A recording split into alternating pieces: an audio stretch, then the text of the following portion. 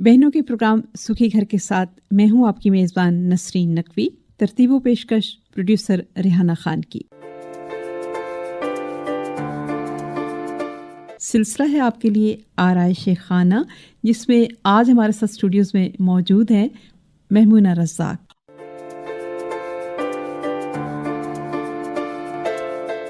जी महमूना, आज हमारी बहनों को घर सजाने के लिए आप किस किस्म के मशवरे और मालूमात दे रही हैं?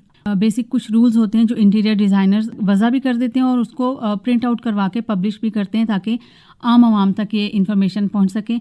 इसका कमरे पेंट करने का सबसे जो बेसिक रूल होता है उसे कहते हैं 60-30 और 10 बाय का रूल। और इस रूल का मकसद ये होता है कि आप अपने कमरे की दीवारों को 3 हिस्सों में तकसीम कर लेते हैं, जिसमें बेसिक कलर जो है वो 60% आप उसको पेंट करते हैं, दूसरी दीवार को आप 30% का कलर यूज़ करते हैं और तीसरी दीवार पे आप 10% कलर यूज़ करते हैं। और एक कलर अगर आप चाहें तो उसमें एक न्यूट्रल शेड आप रख सकते हैं। महमूना, ये आप किसी छोटे साइज़ के कमरे के लिए बता रही हैं या हर तरह के कमरों के लिए ये रूल चलेगा?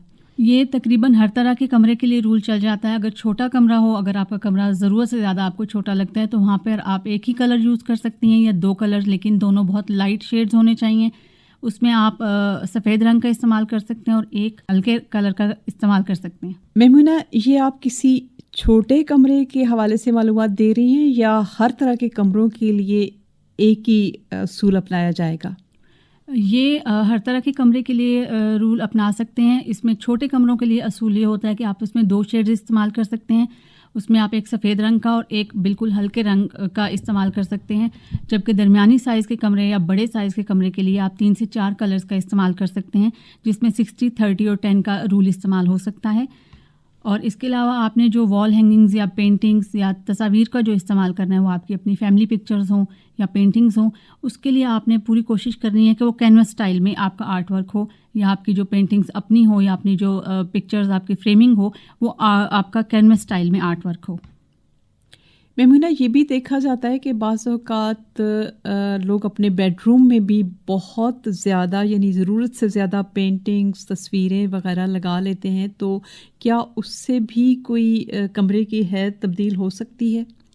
उसके साथ आप ये एक तजर्बा कर सकते हैं कि अगर आप आमने सामने की 2 दीवारों को इस्तेमाल करें, अगर एक दीवार पर आप तस्वीरें इस्तेमाल करते हैं तो उसके सामने की दीवार पर आप लुकिंग मिरर आप इस्तेमाल करें, जो शीशा है वो इस्तेमाल करें। शीशे से बनी कोई भी आराइशी चीज़ आप इस्तेमाल कर सकते हैं ताकि कमरे में एक खुलेपन का और बड़े होने का एक तासुर पैदा हो सके। इसके अलावा जो वॉल हैंगिंग्स या जो डेकोरेशन पीसेस यूज़ करते हैं, उसमें अगर आपका कमरा अगर छोटा या दरमियानी साइज़ का है तो ऐसी वॉल हैंगिंग्स या डेकोरेशन की चीज़ें यूज़ करें जिसमें शीशे का इस्तेमाल ज़्यादा हो, ताकि कमरे की जो हैयत है या उसकी जो लंबाई या चौड़ाई में उसका जो तासुर है वो बड़ा पेश किया जा सके। महमूना, यहाँ ये भी एक सवाल उठता है कि बाज़ रंग मूड पर भी असर डालते हैं, सेहत पर भी, और उससे आपकी ज़हनी कैफियत पर भी तब्दीलियाँ आती रहती हैं। जी हाँ, ऐसे ही कलर्स हैं और इनमें बेसिक कलर जो इंटीरियर डिज़ाइनर यूज़ करते हैं वो कलर्स हैं ब्लू और ग्रीन। ब्लू और ग्रीन के नीले और हरे रंग के तमाम शेड्स आप यूज़ कर सकते हैं अपनी मर्ज़ी, अपनी पसंद और पर्सनैलिटी के हवाले से। और आप अपनी जिस जगह भी आप रहते हैं अपने माहौल के मुताबिक, अपने मौसमी सूरत हाल के मुताबिक आप उन कलर्स को इस्तेमाल कर सकते हैं।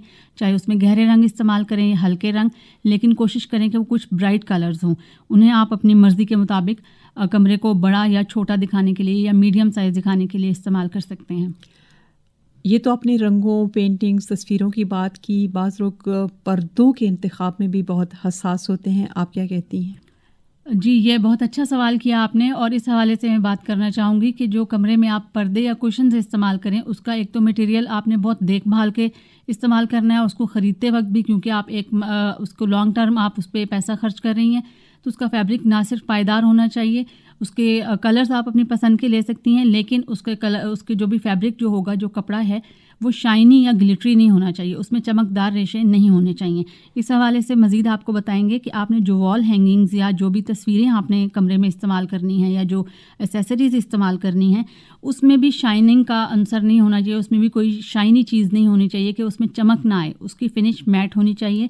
इसके साथ साथ आपने जो कमरे में لائٹنگ کا استعمال کرنا ہے، اس کے جو بلبز یا جو پنکھے، ایون آپ جو آرائشی بلب استعمال کرتے ہیں یا روشنیاں استعمال کرتے ہیں، اس کی جو بھی فنیشنگ ہے وہ بھی میٹ ہونی چاہیے، جو میٹل فنش ہونی چاہیے جی. اور ان سب چیزوں کے حوالے سے بتانا ضروری سمجھوں گی کہ ان سب چیزوں کو میٹ اس لیے ہونا چاہیے کیونکہ آپ نے کمرے میں ایک سافٹ تاثر دینا ہے، اور چمکدار عنصر جب آپ پیدا کریں گے اپنے آرائشی چیزوں میں تو وہ کمرہ کشادہ نہیں لگے گا بلکہ کمرہ بہت چھوٹا لگے گا.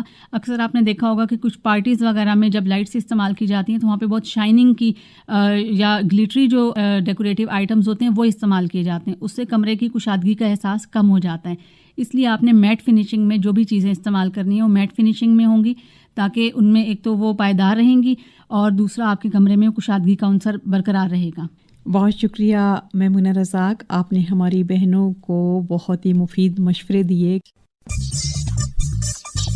بہنوں کے لیے پروگرام سکھی گھر روزانہ صرف ریڈیو پاکستان پر. سکھی گھر